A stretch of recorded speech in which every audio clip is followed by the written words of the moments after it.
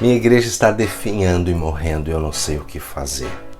Essa é uma das frases que eu mais ouço de colegas pastores.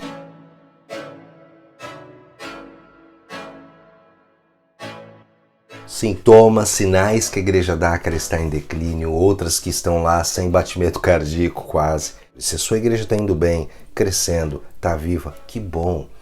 Comenta aqui embaixo. Seu comentário vai ajudar aqueles que estão enfrentando dificuldades com as suas igrejas locais. Bom, antes de começar o vídeo, quero te convidar a curtir aqui o canal e tem um link aqui embaixo que você pode clicar para participar da nossa comunidade do Telegram.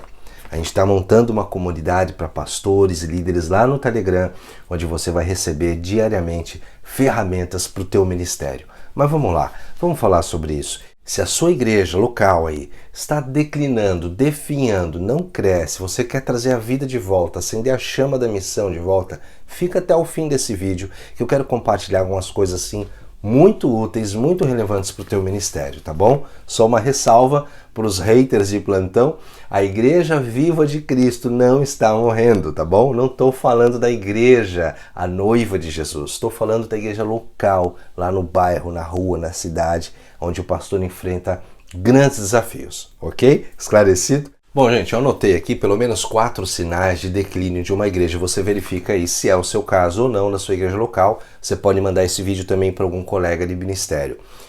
Claro, não são apenas esses 4 sinais. Você pode escrever aqui embaixo também situações que talvez eu não aborde aqui, tá bom? Pelas conversas que tenho com pastores, pelas experiências já na liderança de igreja, são pelo menos 4 coisas que mostram o declínio de uma igreja. Número 1, às vezes a igreja passa a ser muito institucionalizada e se preocupa mais com a sua organização do que com a missão. Então ela passa a funcionar como um clube. A gente vê isso sempre. Quando a igreja passa a se preocupar mais com a sua própria manutenção, com o seu orgulho denominacional, como uma organização, e a missão fica em segundo plano. Uma igreja assim, ela não está disposta a rever sua metodologia, seus cultos, seu tradicionalismo, e ela fica irrelevante com a comunidade, com a cidade onde ela está inserida. Então, as pessoas têm um ritmo de vida, uma linguagem, uma cultura, e a igreja tem uma subcultura só dela, com um idioma só dela, com pessoas que frequentam aquela igreja há muitos anos, são amigas há muitos anos, com um formalismo que só é dela e que não fala com a cultura, com a comunidade onde ela está inserida. Esse é um sinal de declínio da igreja. Uma igreja assim não dura mais muitos anos. Segundo sinal, quando a igreja não é intencional, ela não age, ela não tem planos ou estratégias para aquele bairro, para aquela cidade. Então o que acontece? A igreja está lá. Ela está lá no bairro. Ela não é intencional em nada do que faz. Eu me lembro 1999, eu acho, quando eu li pela primeira vez aquele livro grosso assim do pastor Rick Warren. Você deve se lembrar, Uma Igreja com Propósitos. Foi uma febre, né? Basicamente, né, resumindo, o que ele dizia que a igreja tem que ter propósito no que faz. Então, é o ensaio do coral, é as crianças, é a banda, é a programação não sei do que, sem intencionalidade, só vai servir para aqueles que já estão ali dentro e não vai causar impacto nenhum. Então é um segundo sinal.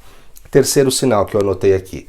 Quando a igreja tem a ilusão que o tempo parou e passa a viver do passado. Gente, tradição é boa, tradicionalismo é ruim.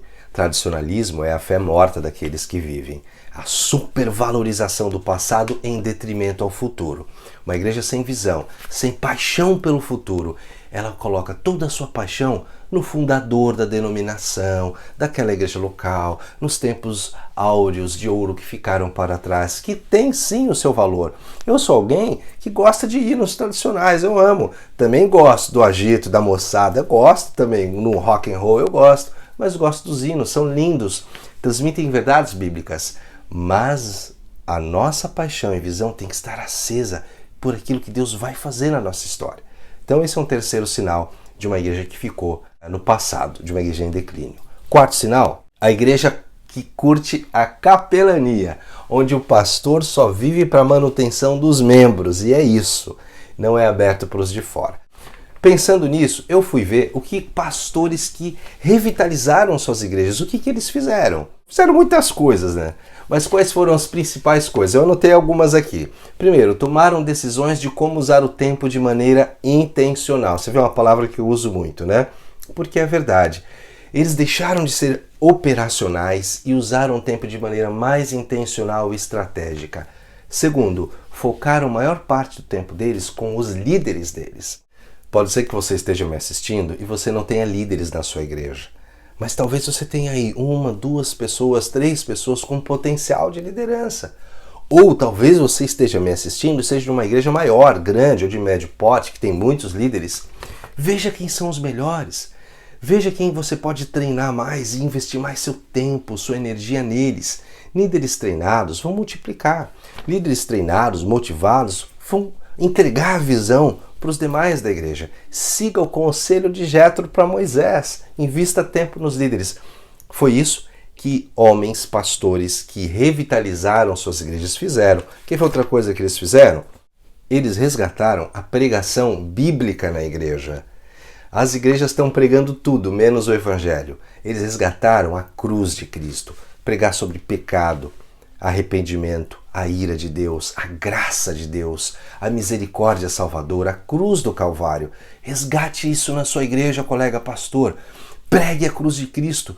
Insira o evangelho em cada sermão seu. Chame a igreja ao arrependimento, aos pés da cruz de novo. Não pregue aquilo que dá certo, as teologias que estão na moda. Volte para os princípios da nossa fé. O evangelho é o poder de Deus. Volte a confiar. Sabe por que a gente, às vezes, procura tantos outros modelos de crescimento da igreja? Que a gente perdeu a fé, a confiança no poder do Evangelho. Pregue o Evangelho. Total, inteiro, sem medo de perder pessoas. Outra coisa que pastores que revitalizaram suas igrejas fizeram, uma vida de oração profunda e criativa. Convidaram a igreja a uma vida de oração diferente e criativa e eles pagaram o preço de orar mais do que todos, de se dedicar numa vida de oração profunda em tudo que fizeram. Fala a verdade aqui, vamos combinar um negócio. Olha, eu vou abrir o coração aqui para vocês. Eu sei que a minha pregação é diferente quando eu oro e quando eu não oro. Quando eu subo lá no palco para pregar no púlpito, eu sei que a minha pregação é outra quando eu passo o tempo em oração. Você precisa, pastor, colega, querido, falo com muito amor, voltar a valorizar a oração. Se eu fosse o diabo, eu ia manter você ocupado com um monte de coisa boa do ministério para você não ter tempo de orar. 4 sinais de declínio de uma igreja, obviamente devem ter mais, você pode comentar aqui embaixo. Eu acho que uma etapa principal é você fazer os líderes da sua igreja entenderem que eles não estão numa loja, que eles não são clientes a serem satisfeitos, que você não é o gerente que está ali para servi-los, pelo contrário, que eles estão na igreja para servir, assim como o Filho do Homem fez. E ele mesmo falou que não veio para ser servido, mas para servir, dar sua vida em resgate de muitos. Foi isso que ele falou, não é? Então o pessoal tem que entender, combata a mentalidade de consumismo da sua igreja e esteja preparado para críticas, porque toda mudança mexe lá no comodismo do pessoal. Você vai receber pedrada, não tenha medo de perder pessoas, vai firme, Deus está com você, Deus te chamou, revitalize essa igreja aí, em nome de Jesus. Se inscreva no canal, um grande abraço para você, que Deus te abençoe.